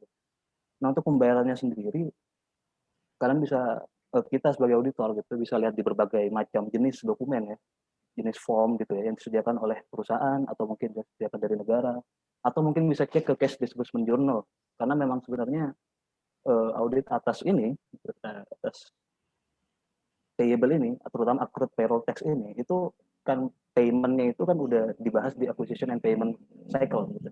Jadi sebenarnya itu memang udah urusannya cycle itu. Jadi di cycle ini mungkin hanya review sedikit aja, jadi tidak terlalu banyak untuk review pembayaran. Kemudian jumlah saldo sendiri, auditor bisa melakukan banyak hal, misalkan recalculation. Kalau misalkan ini kan jumlah saldo berarti kan otomatis TODB ya, test of deferred balance gitu. Bisa pakai cara, kan banyak ya, ada beberapa cara. Salah satu metodenya recalculate. Jadi kalau mau ngecek mathematical error gitu ya, tapi kan sekarang pakai Excel ya, jadi untuk mathematical error kayaknya agak berkurang, tapi kalau misalnya mau dicek silakan. Atau mungkin bisa pakai risk performance bahkan, yaitu auditor, itu diskresi auditor untuk melakukan perhitungan sendiri atas basis yang dipahami auditor sendiri, atas transaksi perusahaan. Misalkan ini kan rate-nya kan udah ada nih yang dijelaskan di 0,8, itu kan bisa dicek oleh auditor ke sumbernya gitu. Ini kan pemerintah ya, kebetulan yaitu state government dan federal government. Jadi kan bisa di-recheck tuh. Di-recheck ke situsnya atau kemana sehingga bisa mendapatkan tax rate yang berlaku, yang benar-benar berlaku. Gitu. Itu performance. Gitu. Bebas ya. Kemudian sebenarnya dia perbelasan sendiri udah dijelasin ya. Di sini kan you may assume gini ya, untuk yang barusan, yang payroll tax itu, ini kan you may assume that you have, bahwa kamu sudah melakukan, udah tracing ya, trace dulu to the cash disbursement journal gitu ya. Kemudian ini salah satu caranya juga bisa ya, jadi kita trace ke tadi, kata saya itu ke cash disbursement-nya, kemudian examine the paid vouchers, kalau misalkan perusahaan ini bayarnya itu pakai voucher, sistem voucher. Jadi nggak pakai cash yang langsung misalkan ditransfer, tapi didokumenkan, didokumentasikan ke dalam voucher dulu, ya, untuk kemudian bisa jadi dilamsam dulu, kemudian dibayar. Gitu. Kemudian bisa juga vouch ke jumlah yang ada di, jadi vouch the amount of to employer copies of Form 941. Jadi ini Form 941 ini seperti form pajak gitu. Jadi employer ya, punya employer ya. Jadi ini kan withholding, jadi si employer itu punya form, jadi mereka itu ngisi form 941 untuk beberapa jenis pajak, misalkan income tax, kemudian untuk Medicare tadi, Social Security, FICA tax tadi. Ini yang employer's quarterly federal tax return gitu. Jadi dicek ke sana ya, jadi jumlahnya di vouch ke sana gitu. Takutnya tidak eksis di form itu. Kemudian juga bisa cek ke Federal and State Unemployment Tax Forms. Beda ya, beda dengan form 941 ini untuk yang unemployment dikhususkan. Kemudian selain pajak-pajak gitu, ini juga ada selain pajak-pajak di atas ya tentang payroll itu. Ini juga ada tentang property tax disinggung juga. Yang lepas dari payroll ini ya. Ini dijelaskan sudah di Apple Blossom, di sini juga udah dibilang ya bahwa you were able to trace. Jadi kamu diasumsikan udah selesai gitu. Mampu untuk men-trace payment made during 2003, kemudian sampai di Januari 2004 gitu ke cash disbursement journal. Ini bisa untuk memastikan cut off-nya juga bisa, kemudian memastikan tentang existence-nya juga bisa. Karena vouching itu. Di sini yang ada assess value 75%. Jadi ini udah gantung state-nya juga ya. Chicago ternyata menerapkan yang bisa dipajaki dari aset tersebut, asetnya ini itu cuma 75%. Kalau misalkan mau direcalculate silakan. Ini kan juga jumlah saldo kan bilangnya. Recalculate silakan untuk mengecek mathematical error. Intinya itu saja, tax rate-nya juga udah ada. Dan yang terakhir juga ada dividends yang non payroll ya, ada dividends.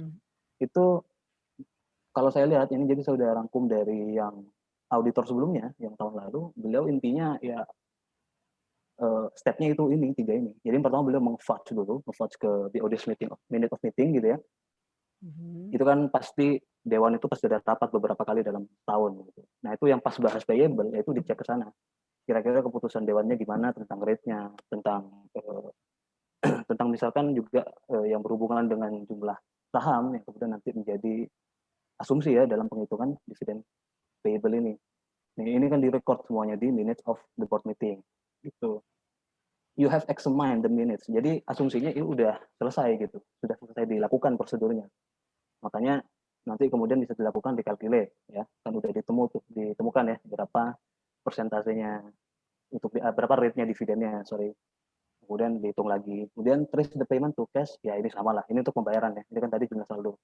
Untuk pembayarannya ya trace aja to cash disbursement journal. Ini asumsinya memang internal controlnya yang udah baik gitu. Jadi yang pegang jurnal juga gak megang hal lain, ada segregation gitu. Asumsinya gitu. Kalau internal controlnya bad, berarti ya perlu subsequent lagi. Ya, mungkin segitu saja yang bisa disampaikan oleh kelompok B dalam presentasi kali ini. Terima kasih atas perhatiannya dan mohon maaf jika ada kekurangan. Assalamualaikum warahmatullahi wabarakatuh. Saya kembalikan kepada Ibu Assalamualaikum warahmatullahi wabarakatuh. Endan. Terima kasih Guru B yang sudah menyajikan materi yang memang dikaitkan dengan apple blossom ya, jadi spesifik.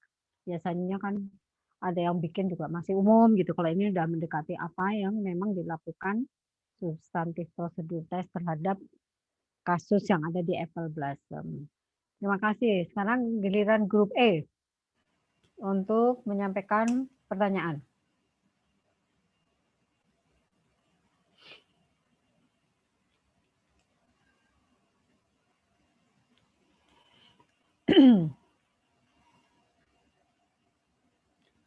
Ya, kalau terkait dividen tadi biasanya meetingnya notulen RUPS ya, karena terkait pembagian dividen.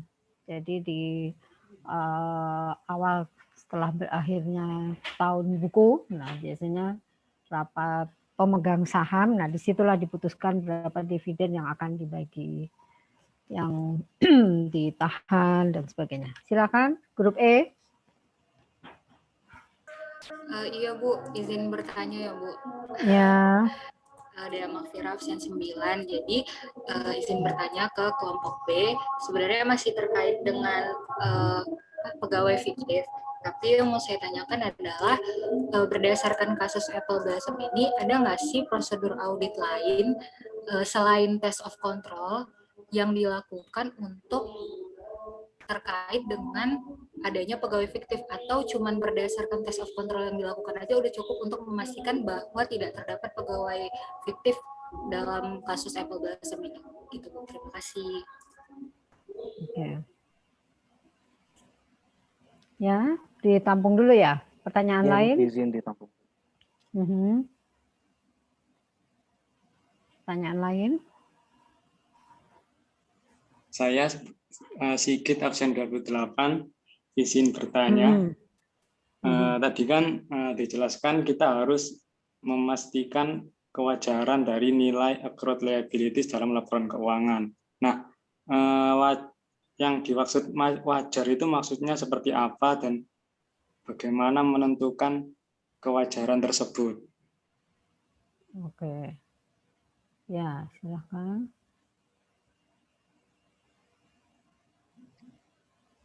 Lagi.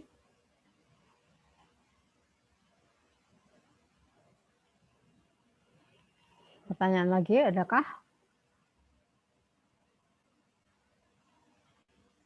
Sepertinya cukup, Bu.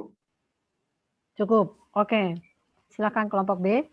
Ada 2 pertanyaan dari Dea dan Sigit.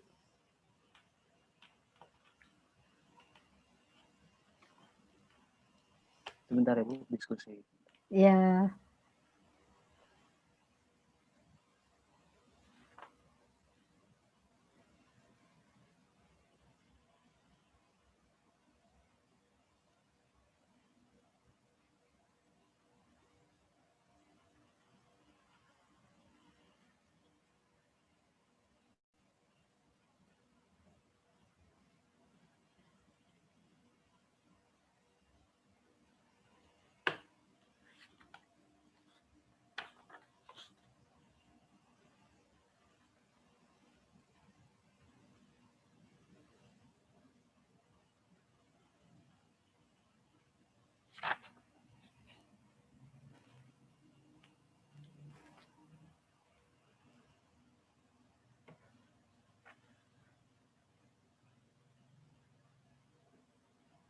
Bu, izin menjawab pertanyaan dari Dea.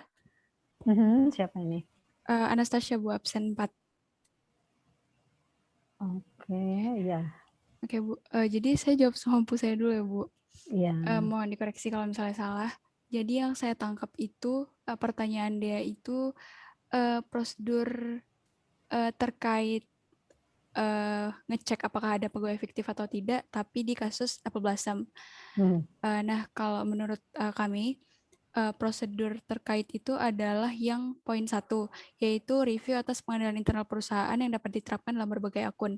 Nah, hal ini tertuang dalam internal control questionnaire-nya juga.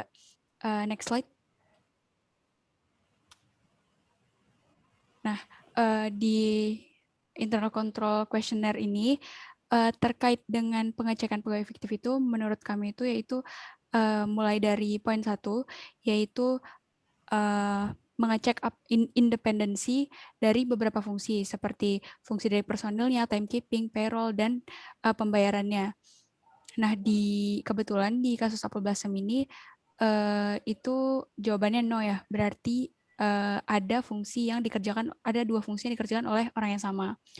Lalu poin kedua, yaitu apakah orang yang menghandle catatan personil itu memberitahukan ke petugas penggajian terkait perubahan personil. Itu kan berarti jawabannya iya, berarti bagus.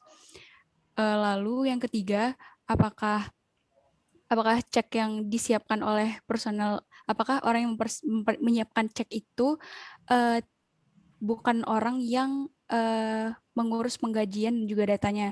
Dan di apple blossom itu iya, berarti kan di sini mengindikasikan bahwa kemungkinan adanya cek fiktif untuk pegawai fiktif itu kecil. Lalu poin 4, apakah ceknya itu ditandatangani oleh personil yang tidak memiliki akses ke payroll records? Itu jawabannya tidak, berarti ini bad. Lalu yang poin 5, apakah ada time clock untuk pegawai yang hitungan gajinya itu per jam? Di sini ada, berarti ini juga mengurangi kemungkinan adanya pegawai fiktif. Lalu di poin 6, next. Nah, di poin 6, apakah time cards dan time reports itu sudah di-approve oleh supervisor? Jawabannya iya. Berarti ini juga mengindikasikan bahwa kemungkinan adanya pegawai fiktif itu kecil karena si time cards dan time reports tadi itu sudah di-approve. Lalu poin 7, apakah perekrutan dan pemberhentian itu sudah di-approve oleh pejabat yang berwenang? Itu juga jawabannya iya. Berarti kemungkinan adanya pegawai fiktif juga kecil karena seluruh perekrutan dan juga pemberhentian itu sudah di-approve. Lalu poin 9, apakah pegawai yang digaji itu ceknya itu sudah di pre-number atau sudah diberi nomor sebelumnya. Jadi pre-number ini berfungsi seperti kode unik gitu bagi para pegawai sehingga pegawai yang tidak memiliki kode unik itu nggak mungkin bisa mendapatkan cek, sehingga kemungkinan untuk adanya pegawai fiktif juga lebih kecil.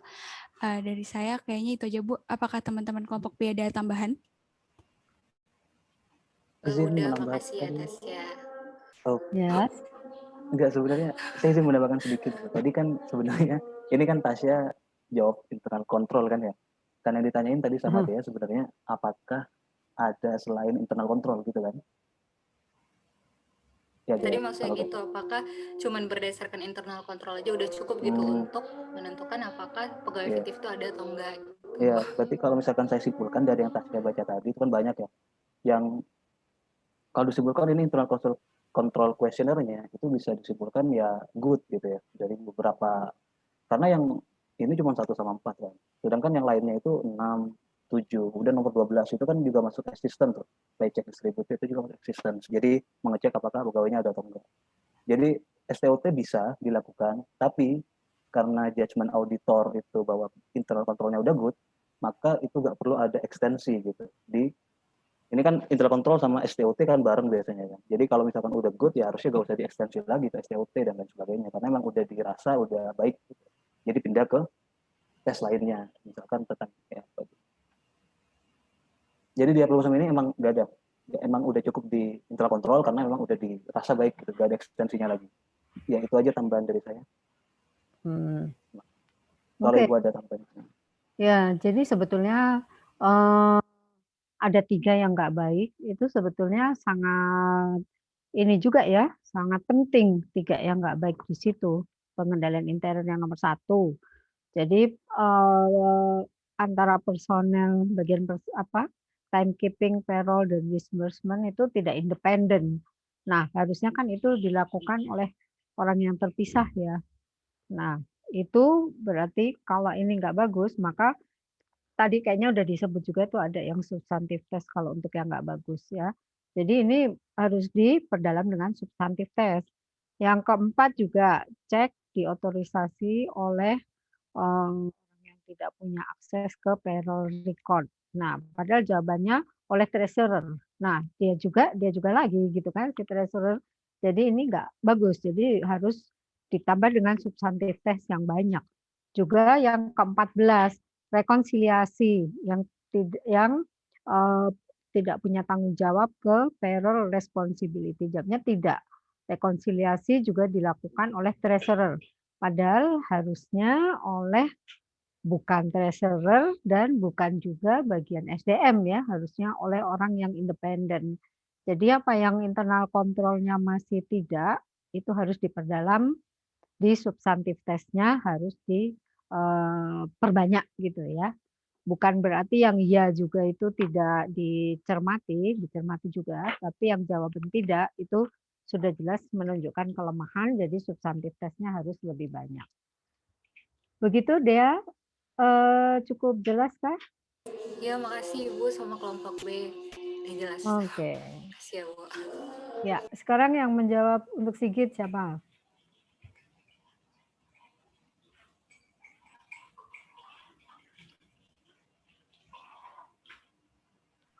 Izin menjawab Bu, yang pertanyaan sedikit. Saya Mardia, absen 16. 16 Mardia. Ya, silakan. Jadi tadi pertanyaan sedikit kan tentang prosedur yang dijelaskan, kita harus memastikan kewajaran dari nilai accurate liabilities di dalam data. Nah, maksud kata wajar di situ dan bagaimana cara mengecek kewajarannya, itu bagaimana? Nah, jawabannya wajar di situ maksudnya nilai yang disajikan itu full disclosure di catatan atas laporan keuangan. Nah, kemudian bagaimana mengecek kewajarannya? Di sini kita pakai dividen variable. Contohnya itu dividen variable. Dividen variable itu kan merupakan accurate liabilities.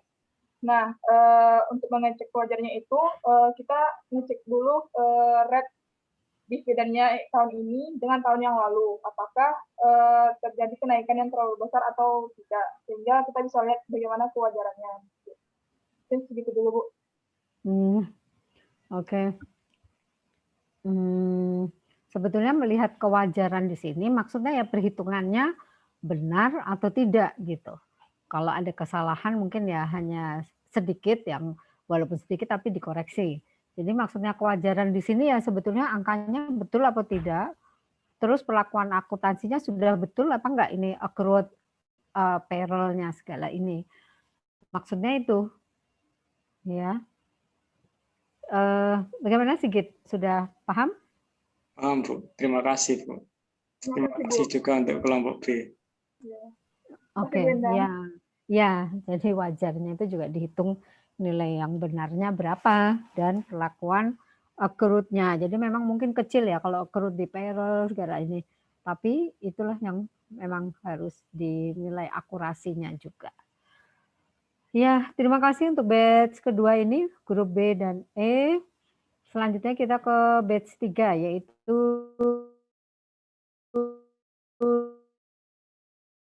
D dan A. Untuk D, silakan. Izin share screen ya, Bu.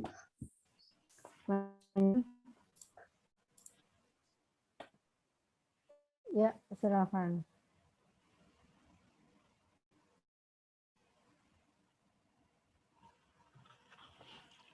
Assalamualaikum warahmatullahi wabarakatuh, Bu Endang dan teman-teman. Izin ya, kami dari kelompok D izin mempresentasikan tentang kertas kerja audit. Ya, kertas kerja audit tentang itu payroll. Yang pertama, kita langsung aja ke kertas kerja H3. Di sini, kertas kerja ini membahas tentang analytical procedure perform on accrued liabilities. Nah, untuk kali ini, di sini ada 2 akun di kertas kerja H3 ini, yaitu akun dividend payable dan akun accrued property tax payable. Nah, untuk balance per 31 Desember 2002 sama 2003 dari klien itu kan udah given ya. Nah, kita cari dulu yang pertama itu balance untuk dari auditornya per 31 Desember 2003. Nah, di sini perhitungannya ada di bawahnya. Hans, tolong ke bawah dikit. Untuk mencari angka dari dividen payable sama accrued property tax payable ini, kita yang pertama cari dividen payable-nya dulu. Nah, di sini ada 2 komponen utama, yaitu jumlah issued share-nya sama rate dividennya. Untuk rate dividennya itu ada di halaman buku Apple Blossom halaman 36 kalau nggak salah. Itu disebutkan bahwa dividennya itu ada pembagian dividen itu sebesar $2,5 per lembar sahamnya. Nah, untuk jumlah issued share-nya, jumlah saham yang terjualnya itu ada di halaman 19. Itu disebutkan bahwa pada awalnya tahun 1991 Apple Blossom itu issued saham sebanyak 6.000 lembar. Kemudian pada tahun 1995 ada tambahan lagi, mereka menjual saham lagi sebanyak 3.250 saham.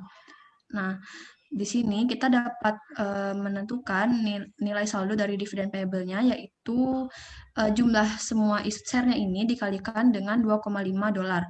Itu kita dapat sebesar 23.125. Nah, itu angka tersebut itu angka yang kita masukkan ke dalam kertas kerja H3 pada akun dividen payable. Nah, kemudian untuk akun accrued property tax payable itu ada di tabel bawahnya. Untuk yang di sini kita perlu tahu dulu bahwa menentukan dasar penilaiannya itu ada di soal itu tuh terdiri dari akun inventory sama land sama akun fixed asset yang telah dikurangin oleh depresiasinya atau aset tetap net. Nah, itu ada di balance sheet 2002, tapi saya langsung masukkan ke dalam Excel ini. Dapat kita ketahuin jumlahnya itu sebesar 1.662.321. Sebentar.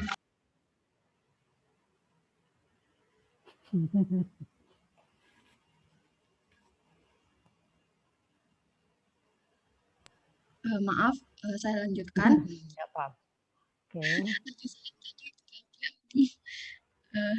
Terus dapat kita ketahuin itu dasar penilaiannya sebesar ini ya, jumlah dari inventory, land sama net aset tetapnya yang sudah dikurangin sama depresiasi itu sebesar 1.662.321. Terus di soal juga diketahuin tingkat yang dinilai assessed value-nya itu untuk yang di city itu sebesar 75%, kemudian untuk yang di country itu sebesar 27%. Nah, di situ kita kalikan dulu dasar penilaiannya, 1.600 itu dikalikan dengan assessed value-nya. Nah, untuk yang city kita ketahuin sebesar 1.246.741, kemudian yang country itu 448.827. Kemudian juga diketahui di soal bahwa tarif pajak dari city itu $1,4 dibagi 100 atau $1,4 persen, 1,4% gitu. Terus untuk yang country itu 1,01%. Terus kita kalikan juga nilai yang sudah dikalikan assessed value tadi itu dikalikan dengan tarif pajaknya. Nah, setelah itu kita jumlahkan. Kemudian kita ketahuin bahwa nilai dari keseluruhan accrued property tax payable-nya itu sebesar 21.998. Itu kita masukkan juga ke dalam kertas kerja H3-nya tadi Coba kita kembali. Nah, kita masukkan di kolom balance auditor 31 Desember 2003. Nah, di sini kita membandingkan dengan balance dari kliennya yang sama-sama 2003. Dapat kita lihat kalau di sini tuh tidak ada perbedaan antara balance dari klien dengan balance dari kitanya, dari auditornya gitu. Berarti telah sesuai dan tidak ada usulan jurnal koreksi di sini. Kemudian kita cari dollar change-nya, itu untuk menentukan dari tahun sebelumnya ke tahun sekarang. Itu dapatnya dari itu balance yang 2002 dikurangi sama balance yang 2003. Untuk dividen payable itu sebesar 5.000, perubahannya itu sebesar 5.550, dan untuk yang akun accrued property tax payable itu sebesar 7.875. Nah, itu juga kita cari persen. Change-nya itu yang dividen payable itu sebesar 32%, kemudian yang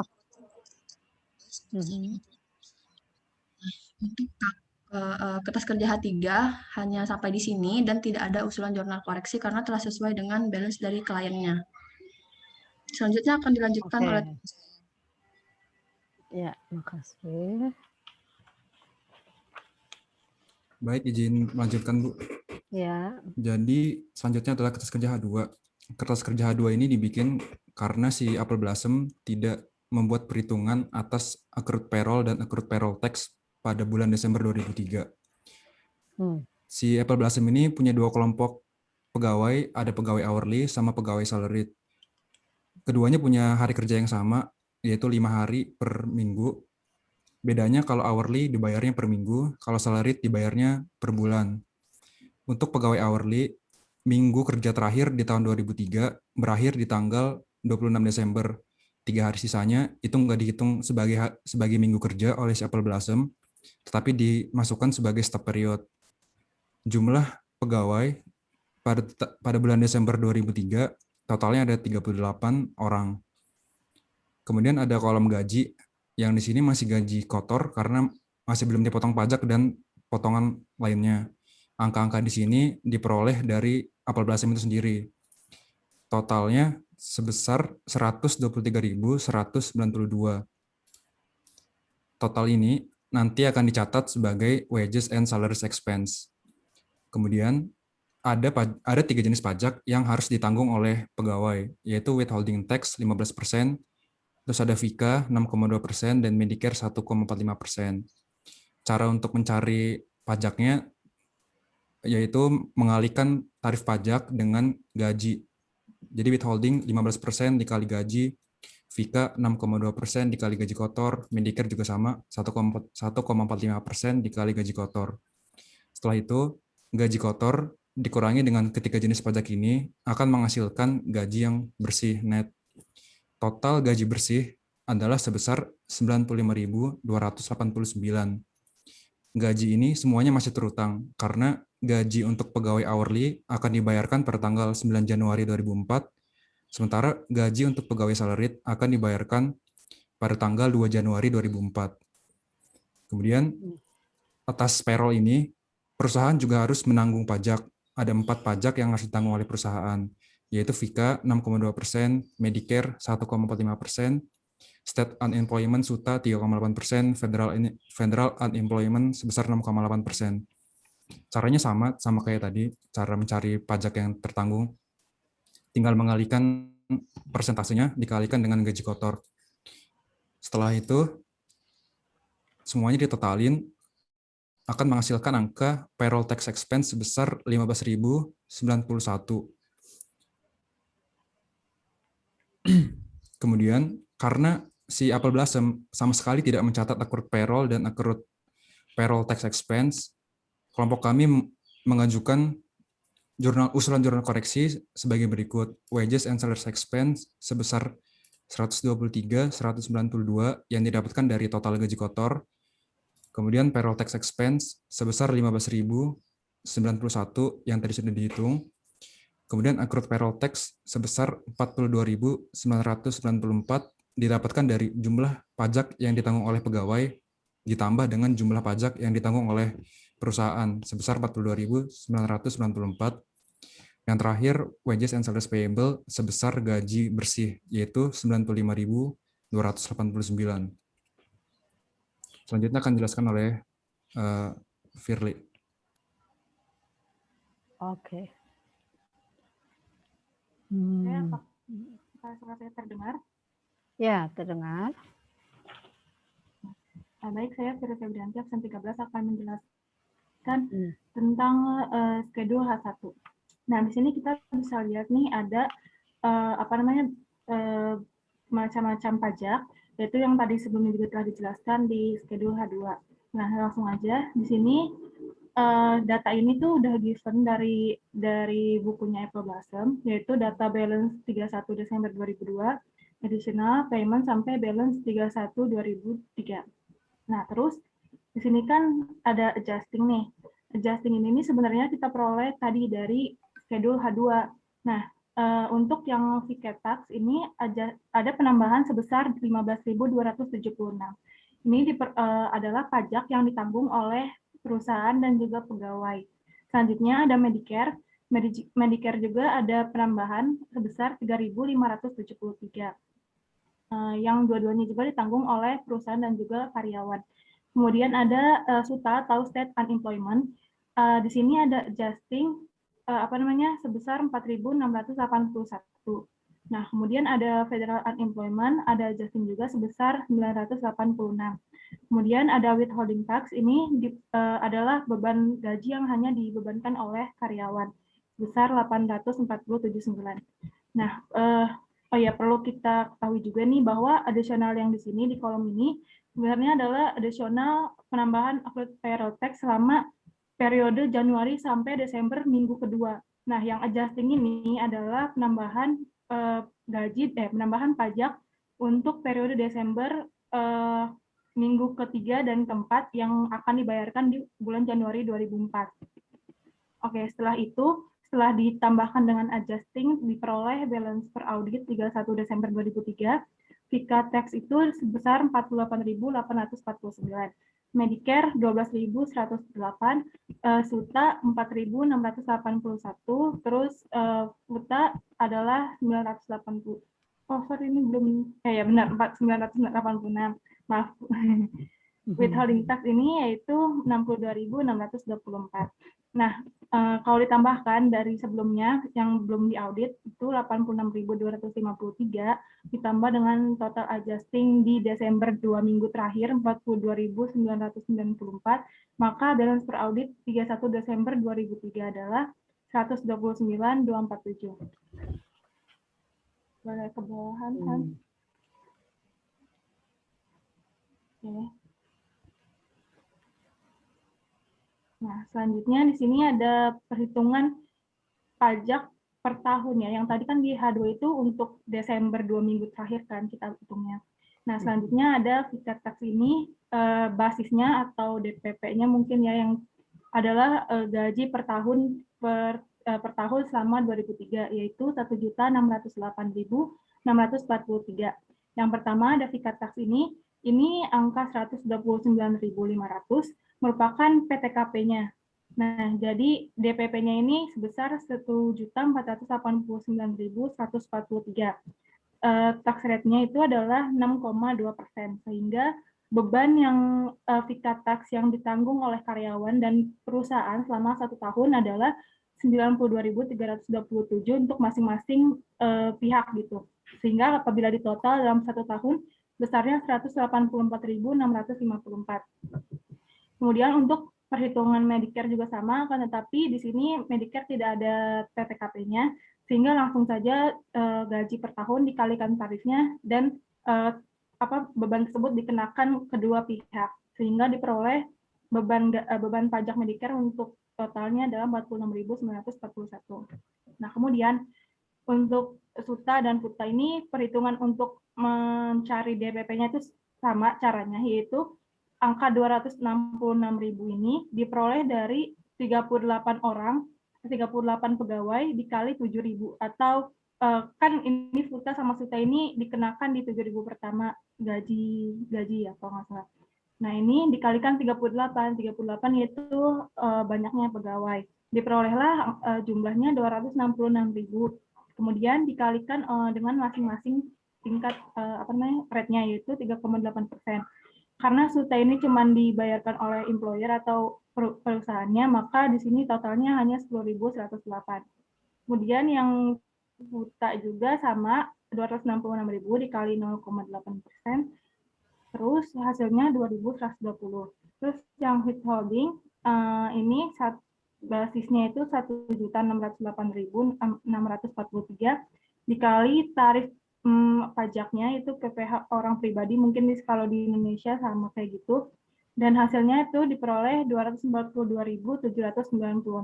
Maka totalnya setelah digabungkan adalah 486.627 dolar. Selanjutnya akan dijelaskan oleh Nanda.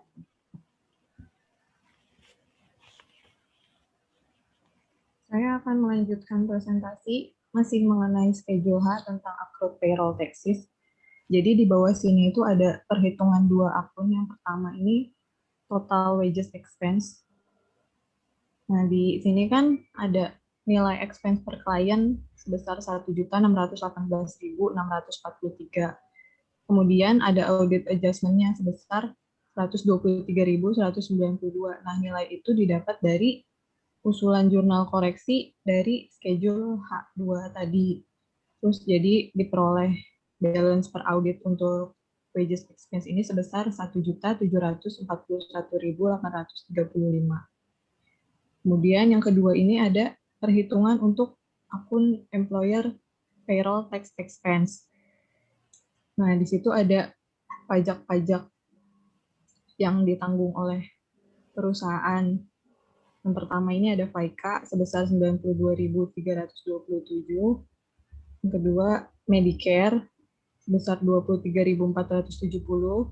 State Unemployment 10.108 dan Federal Unemployment sebesar 2.128, sehingga total payroll tax per kliennya itu sebesar 128.033.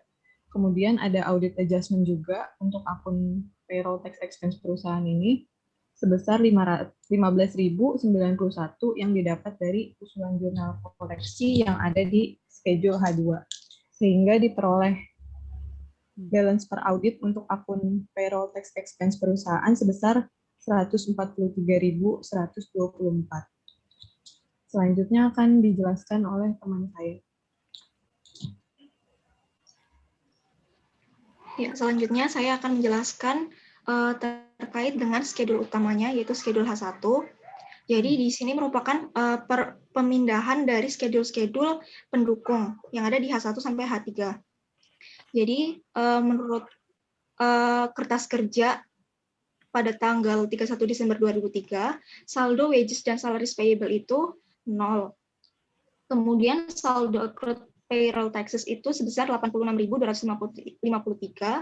Kemudian saldo accrued property tax itu sebesar 21.988 dan saldo dividen payable itu sebesar 23.125. Kemudian dari saldo buku itu kan terdapat penyesuaian-penyesuaian yang ada di schedule sebelumnya, yaitu terkait dengan wages dan salaries payable itu terdapat penambahan sebesar 95.289 yang ada di schedule H2, di mana balance per auditnya menjadi 95.289. Kemudian terkait dengan saldo accrued payroll taxes juga terdapat penyesuaian, di mana terdapat penambahan sebesar 42.994, yang mana terdapat di schedule H1 dan H2, sehingga balance per auditnya menjadi 129.247, sedangkan untuk accrued property tax dan dividen payable itu tidak ada penambahan maupun pengurangan karena jumlah di balance per book dan juga balance per audit itu sudah sama. Sehingga kesimpulan yang dapat kami ambil yaitu berdasarkan studi internal control dan hasil audit terkait akun payroll dan other liabilities, maka menurut auditor terdapat salah saji dan diusulkan jurnal koreksi seperti yang terlampir pada schedule pendukung di H1 dan H3. Sekian presentasi dari kelompok kami. Apakah ada yang ingin ditanyakan? Oke, terima kasih grup D untuk presentasinya yang sangat jelas. Oke, silakan sekarang grup A ya, mengajukan pertanyaannya.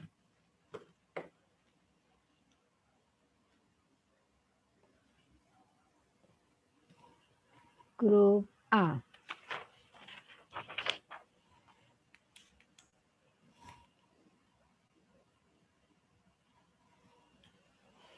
Saya Bu, absen 1. Izin bertanya. Oke, 1. Imam. Kan di schedule H3 itu dilakukan prosedur analitis yang perubahan dividen payable itu kan Bu. Jadi sebenarnya itu tujuannya apa ya Bu? Soalnya kan dividen itu biasanya tiap tahun berubah kebijakannya, manajemennya, terus terkadang juga malah tidak dibayar. Kira apa urgensinya dari dilakukan analytical prosedur atas dividen itu Bu? H3. Ya, ditampung dulu ya.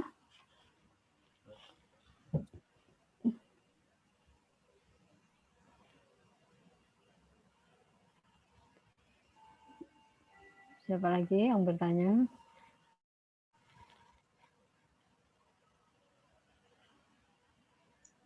Izin bertanya, Bu. Boleh lihat schedule H1-nya dari kelompok D ya? Dengan siapa ini? Saya, Bu, Muhammad Abdul Aziz. Abdul Aziz 18. Schedule yang ini kan dari awal Januari sampai dengan Desember, tapi yang minggu kedua. Nah, di sini si perusahaan udah menghitung berapa sih pajak yang dikenakan dari SUTA sama FUTA. Nah, sesuai dengan aturan yang ada di soal, kalau nggak salah, itu nilai penghasilan yang dikenakan pajak itu hanya 7.000 yang pertama. Nah, 7.000 yang pertama kan udah dihitung di SUTA sama FUTA pada awal Januari sampai dengan Desember minggu kedua. Nah, kenapa di schedule H2 ini kan dihitung lagi gitu, perhitungan penghasilan yang kena pajak. Padahal 7.000 pertama ini kan udah include di sini kayak gitu. 7.000 pertama kan ini dari 266 dikalikan dengan jumlah pegawainya kalau nggak salah 38.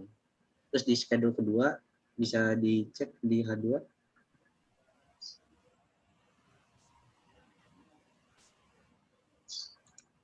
Mohon maaf, coret. Yang ini kenapa dihitung lagi? Nah, itu saja.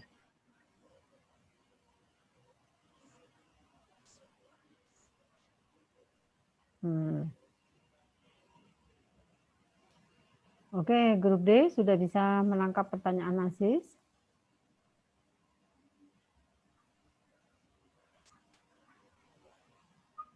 Oke, ditampung dulu. Ada lagi pertanyaan?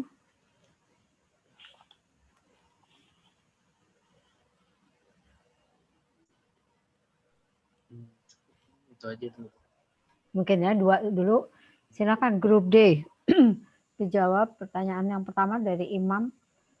Kenapa untuk dividen dilakukan prosedur analitis?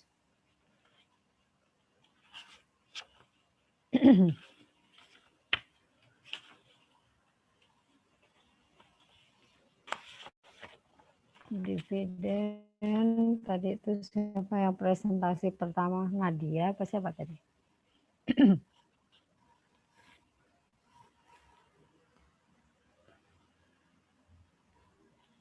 Bu, izin menjawab pertanyaannya Imam yang tentang dividen payable. Siapa ini? Vira, Ibu, absen 13. 13 Vira. Hans boleh ke schedule H3. Firly. Nah, di sini kan kita ngitung perubahan kenaikan dividen dari 31 Desember 2002 itu saldonya berapa, terus yang teraudit 31 Desember 2003 itu saldonya berapa. Nah, ternyata tuh kenaikannya 32%. Terus juga yang accrued property tax payable, tadi dividen dong ya, dividen ini kan naiknya 32%. Udah gitu kenapa sih kita mesti tahu gitu persen perubahannya tuh berapa? Karena kita tuh harus menguji apakah perubahan ini bisa disebabkan oleh salah saja atau bukan gitu. Nah, sesuai dengan permohonan file yang ada di bukunya Apple Blossom, ternyata di situ tuh ada ditetapkan tingkat batas salah saja atau materialitasnya itu kan 20% atau $5.000. Nah, ini kan udah lebih dari 32.000, ini kan udah lebih dari 20%, yaitu 32%. Maka auditor tuh harus melakukan pengujian lebih lanjut. Nah, pengujian lebih lanjutnya itu bisa dilakukan dengan cara memeriksa jumlah dividen per share-nya itu di RUPS atau minute of meeting. Benar nggak? Sesuai nggak gitu. Kemudian memeriksa risalah rapat Dewan Direksi, apakah pembagian dividen apakah tarif atau jumlah dividen per share yang sudah ditetapkan di RUPS ini sesuai atau sudah diotorisasikan dengan benar pembayarannya. Nah, kemudian prosedur analitis juga di mana membandingkan besaran dividen bertujuan untuk mengetahui dividen payout ratio untuk menelusuri sumber pembayaran dividen itu dari mana. Kira-kira ada tambahan nggak Ibu? Ya, ini analytical prosedurnya di tahap apa ini? Pelaksanaan atau waktu awal? Sepertinya di pelaksanaan. Iya, di pelaksanaan. Ya. Jadi memang kalau di pelaksanaan ya ini sudah menghitung gitu kan, akhirnya dicocokin dengan minutes-nya begitu. Yang kalau Muhammad Imam bilang tadi nggak perlu itu mungkin waktu awal ya, waktu perencanaan analytical procedure waktu awal.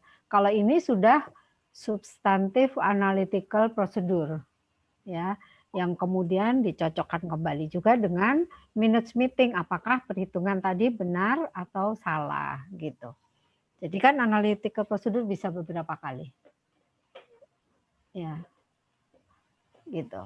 Oke, jelas Imam? Iya, Bu. Oke. Lanjut pertanyaan dari Aziz. Nah, ini hitung-hitungan siapa yang akan menjawab? Izin menjawab, Bu.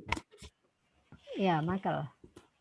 Tadi kan si Aziz nanya, kenapa ini masih dikali, apa tadi?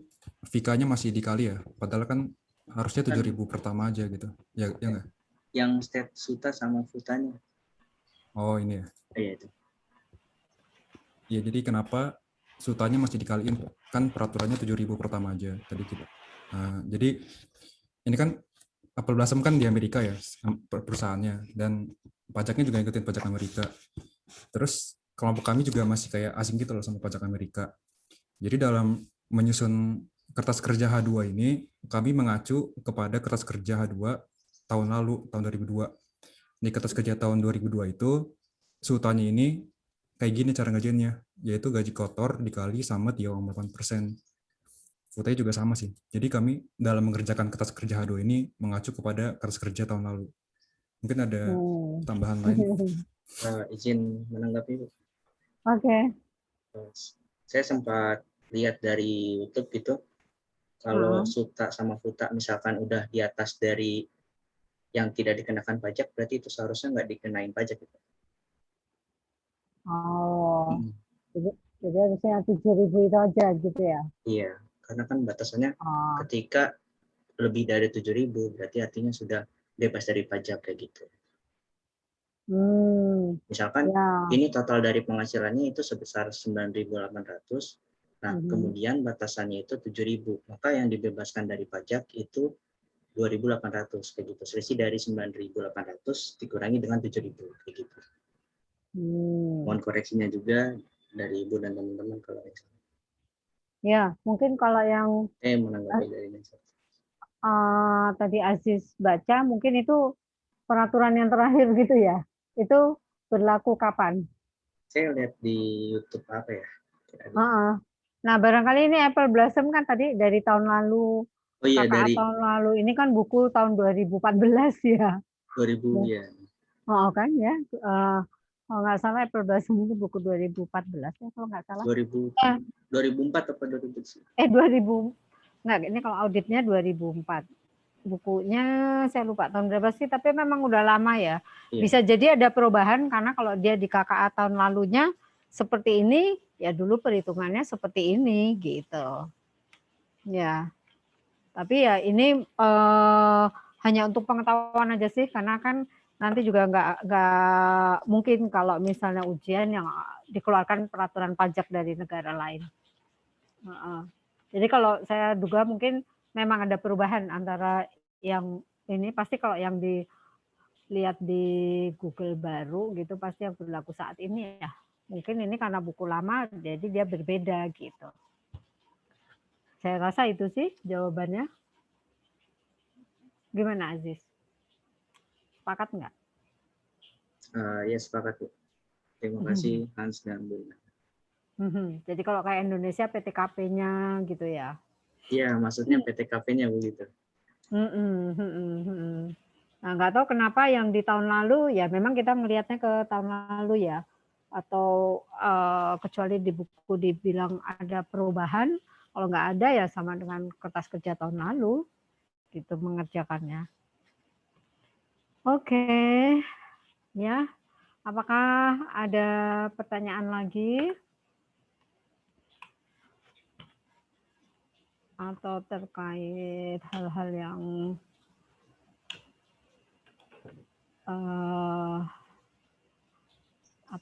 secara umum dari penggajian ini? Silakan. Masih ada waktu 3 menit lah.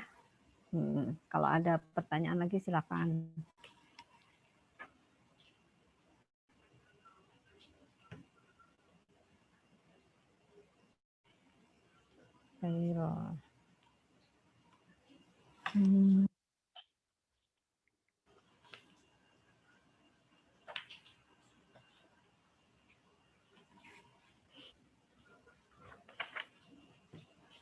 Tadi itu kan di presentasi yang ada kelemahan pengendalian intern dan apa yang harus dilakukan. Tadi kan ada apa tadi mungkin kalau bisa di ini kan.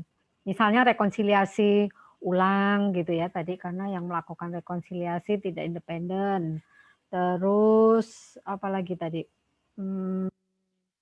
tugas yang menghitung juga nggak independen kalau nggak salah gitu ya. Jadi harus dihitung ulang oleh auditor gitu ya.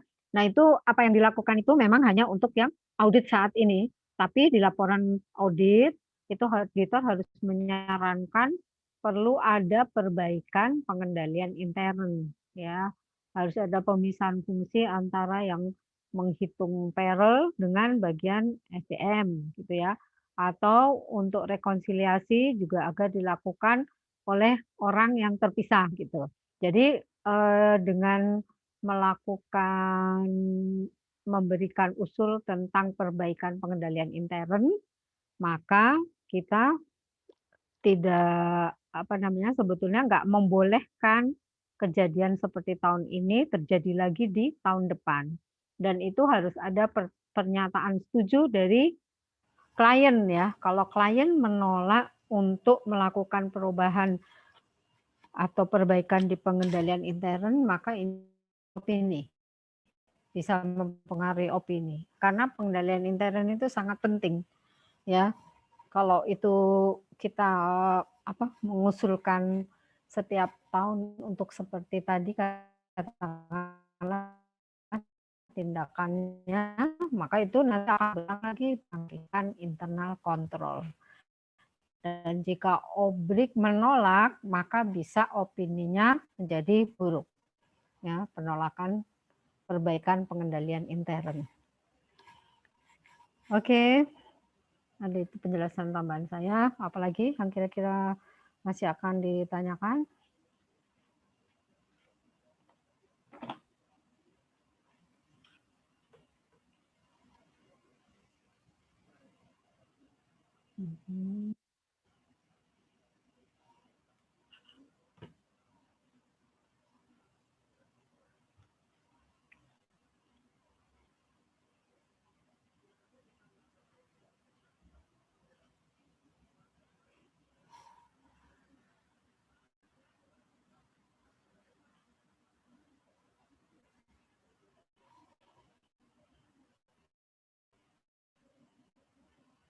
Apakah sudah cukup? Bagaimana?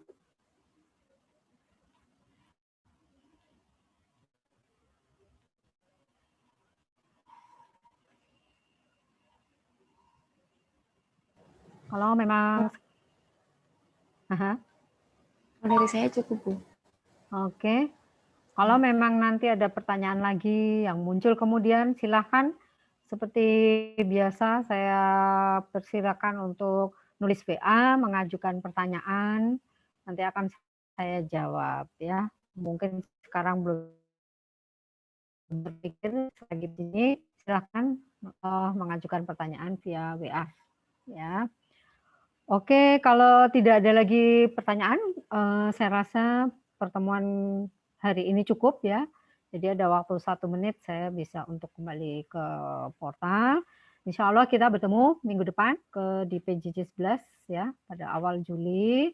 Insya Allah semua sehat walafiat, kita bertemu kembali minggu depan. Terima kasih. Wassalamualaikum warahmatullahi wabarakatuh. Selamat sore, salam sejahtera untuk semua. Waalaikumsalam.